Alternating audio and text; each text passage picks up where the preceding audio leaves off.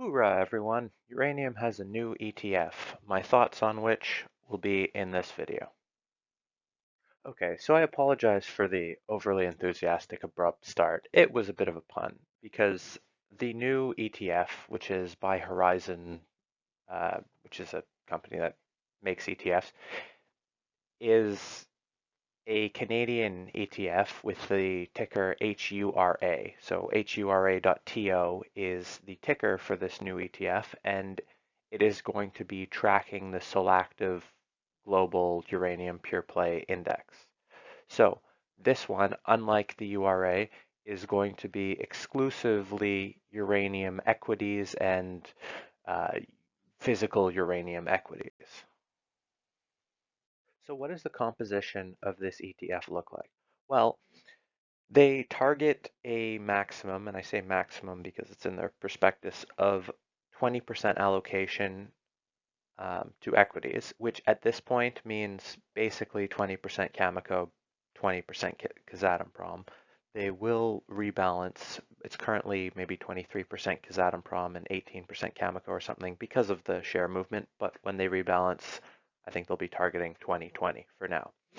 Then, currently, there's 12% Uranium Participation Corp approximately, and approximately 6% Yellowcake. So that amounts to just over 18% physical uranium, and the rest is juniors, which is significantly better if you're trying to be bullish on uranium than URA, which is 20% Cameco, 20% uranium equities, a few percent physical, and the rest Barrick Gold and nuclear constructors and stuff like that. So much better than the URA, still heavily weighted to the lower volatility names, but that's how ETFs are built.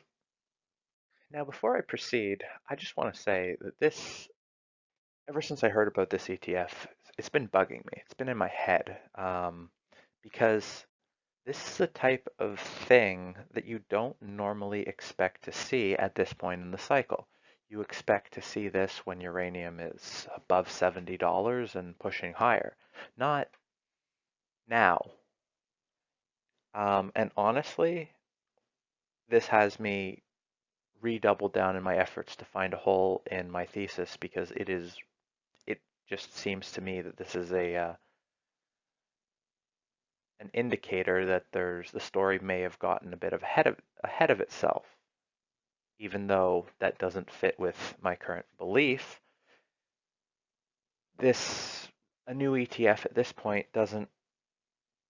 It's concerning to me basically, and so even though it's a good thing good thing for the price of equities, not good if you're looking to accumulate the cheap equities, but it's a good thing if you want the price of the uranium equities to go up, but that that hasn't made me super comfortable with it. Now, if you're looking at what type of performance you could hope for or expect out of this ETF, there's a few things that I want to point at. One is that the fee is 0.75%, which compared to a lot of other ETFs is a bit high. Now, for a specialty ETF in Canada, it's not necessarily as high as, well, it's frankly more in line than would be optimal, but two-thirds, 3/4 of 1% is a bit high for a fee. But if the uranium returns are what I think many of us think they could be, then it's not that relevant.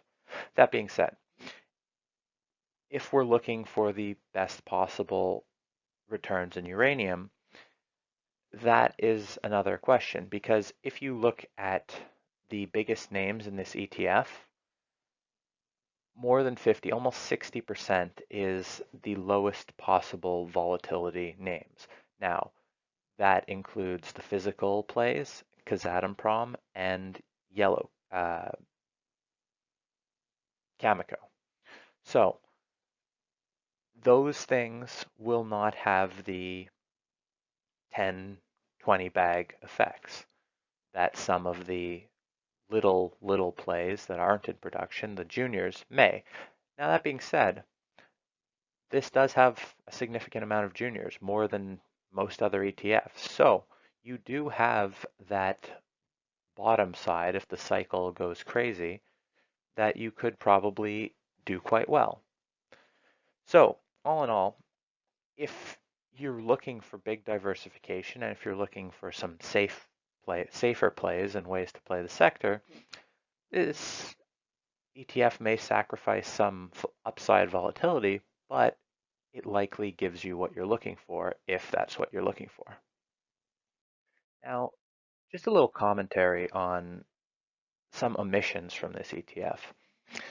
It doesn't have a number of names that I think it kind of should. There's a few, and I'm not going to really go out and name names of the smaller stocks that I like, but there's a few, and even ones that I don't like, there's a few smaller ones that I could think of that I would think should have been included in this ETF, but they weren't. I can think of some reasons on certain ones why not, but basically my point was it doesn't have all the smaller ones. And some may be added along the way. That's possible. We'll see. Um, but I'm curious as to if that would happen, when that would happen, and how relevant that might be for the names in there and the names that aren't in there. So would I buy this ETF? Maybe. So most of what I own in the uranium sector is the smaller names that have more risk and more upside potential. If you would ask me if I would buy the URA ETF, my answer would be no. But this one is interesting because it does have more of a pure play perspective. So if I were to finish building my positions in the smaller ones and were to want to increase the exposure, but maybe get some exposure to the larger names like the Cameco's or the Kazatomprom kind of in a spread out way, then I would honestly consider this ETF. So is it the way to get the most leverage on the price? No, but it doesn't suck. Now, one big thing that I'm watching with regards to this ETF, and it was stuck in my head a little bit, because as I mentioned, I was thinking about this rather a lot since I heard about it. But the URA is not really a great ETF for focusing on uranium equities, and it still has 250 million US in assets under management. And I would think that quite logically, maybe some other people have different reasons for owning the URA, but I would think that this HURA new ETF is much better. So, well, better for those actually interested in the uranium part. So I'm curious if this new one gets even a fraction, there could be some interesting price moves potentially in some of the aspects, in some of the smaller parts of the ETF. I'll give you an example. So let's say Plateau, just one of the smaller uranium equities that's in here, and that's getting a 0.58% weighting, I believe. That trades 70,000 shares a day at 50 cents, approximately. So that's $35,000 Canadian a day. Okay, so if it has a 58 or 0.58% weighting, if the ETF were to get $100 million, which is, once you account for the currency exchange, less than a third of what the URA has, well, that would amount to $580,000 or more than 16 days of only buying, of that being the only buyer of shares for something like Plateau or one of the other illiquid names that might benefit from if money was moved from URA to HURA. That could be a move. And maybe I'm just biased or thinking biasly because you know I've mentioned in the past that I'm in things like Plateau, but you got to think like it's been going down for a while. It's gone down a lot. Insiders were buying a lot. There were people obviously selling and selling. The chart people have been out for a while, the technical people. So how many people are left to sell on something like this? And let's say you have some scenario like uranium, I'm talking last cycle, where you have a buyer that will buy at whatever the price because it doesn't affect them. They don't care. And I'm talking about ETFs buying shares or uh, utilities buying fuel. Like this is the type of scenario where if, which is why it's not good necessarily for big ETFs to be buying small things, because if you have a few buyers that step in and think, look, oh, there's someone's going to buy at a higher price, and then you have a few sellers being like, well, why do I sell here when someone's going to pay more? You could easily see something that amounts into a price spike. And this is just a market moving thing, but it doesn't actually change the stock. It doesn't change the fundamentals. So we'll have to see if it materializes. And again, you look at Plateau, for example, and the chart is just really ugly. But at this point, $36 million company, any small thing could move it. But we'll see. As I mentioned, I'm still in, and there's other things too. Um, Plateau, Laramide, Mega Uranium, I think is out of the other one. But I'm focusing on these ones for the potential of a price move just because if you were to move money from one ETF which owns NextGen, for example, to another ETF which owns NextGen, you're selling NextGen to buy NextGen, which is, you know, not really that price moving versus if you were to be moving money from an ETF that owns, I don't know, some nuclear utility builder to an ETF which owns some small illiquid name. Who knows? We'll see. That's just one thing I'm watching. And similarly, I don't know how additive it'll be in that I don't know how much more money this will bring into the sector immediately. It may drag over some money from the URA. It may add a little bit of money. It may add some Canadian dollars here or there.